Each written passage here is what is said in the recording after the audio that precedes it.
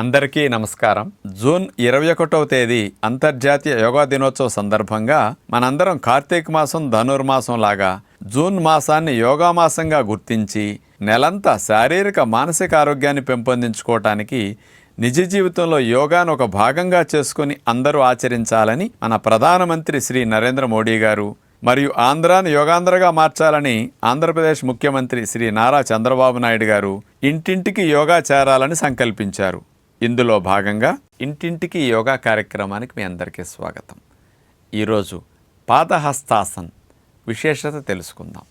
ఈ పాదహస్తాసన్ అనేది నడుము ఫ్లెక్సిబిలిటీ బాగా పెరగటానికి, వీపు కండరాలన్నీ బాగా సాగి భవిష్యత్తులో ఎన్ని గంటలు కూర్చున్న అసలు నొప్పి రాకుండా ఉండటానికి, పై పొట్ట కింద పొట్టను కూడా బాగా తగ్గించుకోవటానికి, అసలు భవిష్యత్తులో సయాటిక్ పెయిన్ అనేది అసలు రాకుండా చేసుకోవటానికి, తొడలు కాళ్ళు మంచిగా అందులో ఉండే నర్వస్ సిస్టమ్ని బాగా యాక్టివేట్ చేసి బాగా సాగతీసి అవి స్ట్రాంగ్ అయ్యేటట్టు చేయటానికి మంచిగా ఉపయోగపడుతుంది.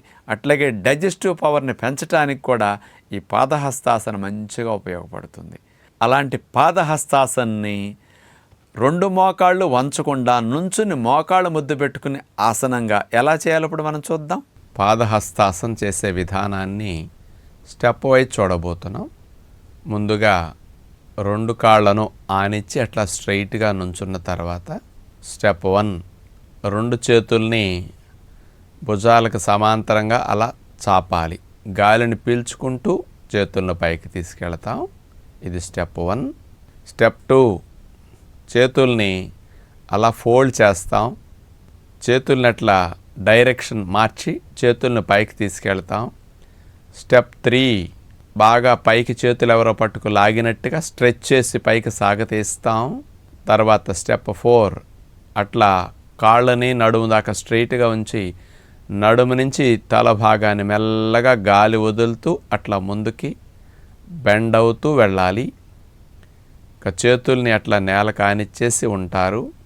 అలా ఉండటం పాదహస్తాసన్. ఇంకా బాగా వస్తే చేతులతో కాళ్ళని అట్లా పట్టుకుని కదలకుండా అలాగే పాదహస్తాసన స్థితిలో స్టెప్ 4 ఆసన స్థితి అన్నమాట. ఇదే స్థితిలో కదలకుండా అట్లా ఉండాలి. గాలి పీల్చకుండా ఉండగలిగితే కూడా మంచిది. ఇందులో ఫలితం బాగా రావాలంటే చూడండి, ఇప్పుడు కాళ్ళు ఎక్కడ బెండ్ చేయట్లేదు, అలా ఉంటే ఫలితం వస్తుంది. మోకాళ్ళు వంచామా ఫలితం రాదు. కేవలం చేతులు ఆనినా సరిపోతుంది. ఆనని వారు ఎంతవరకు వంగితే అంతవరకు వంగి అక్కడ ఉండొచ్చు. ఇంకా బాగా వంగితే ఇప్పుడు వీరు పట్టుకున్నట్టుగా అలా చేతులతో కాళ్ళకు మెలికి వేసి అట్లా పూర్తిగా పొట్ట కూడా తొడలకు ఆనుకునే విధంగా బెండ్ చేయాలి నడుముని. పూర్తి పాదహస్తాసన అన్నమాట ఇది. ఇట్లా ఉండగలిగినంతసేపు ఉంటారు. ఇక స్టెప్ 5, మెల్లగా గాలి పీల్చుకుంటూ పైకి లేగాలి. స్టెప్ 6, చేతుల్ని అట్లా తీసుకోవాలి. స్టెప్ 7, అట్లా ఫోల్డ్ చేయాలి. అట్లా చేతుల్ని నార్మల్ స్థితికి తిప్పుతాం. స్టెప్ 8, తొడలు కానిచ్చేస్తాం. సాధారణ స్థితికి నుంచున్నట్లు వచ్చేస్తాం. ఇలా 8 స్టెప్స్లో పాదహస్తాసన ఇట్లా స్టెప్ వైజ్ చేస్తే మంచి ఫలితం వస్తుందన్నమాట. ఏమాత్రం కాళ్ళని మోకాళ్ళ భాగంలో బెండ్ చేసినా మీకు ఆసనంలో ఫలితం 0 అయిపోతుంది. అది మాత్రం గుర్తుపెట్టుకోవాలి. ఈ ఆసనం చేసే ముందండి మనం పైకి గాలి పీల్చుకుంటూ నడువుని సాగతీసి ఇక హిప్ జాయింట్ నుంచి కిందకి స్టిఫ్గా పెట్టేసి నడుమును మాత్రం అట్లా ముందుకు వంచుతూ వెళ్ళాలన్నమాట. అప్పుడే ఈ ఆసనాన్ని కరెక్ట్గా చేసినట్లు అవుతుందన్నమాట.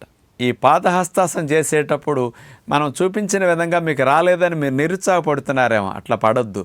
మీ శరీరం ఎంతవరకు వంగటానికి అవకాశం ఇస్తే అంతవరకు మీరు వెళ్ళి అక్కడ ఉంటే ఆవిడ పూర్తిగా అందుకున్నప్పుడు ఆవిడకి ఎట్లాంటి ఫలితం వచ్చిందో మీకు ఆ యాంగిల్లోనే ఫలితం వస్తుంది. మీ శరీరానికి అదే కష్టం కాబట్టి ఇక్కడే ఫలితం వస్తుంది.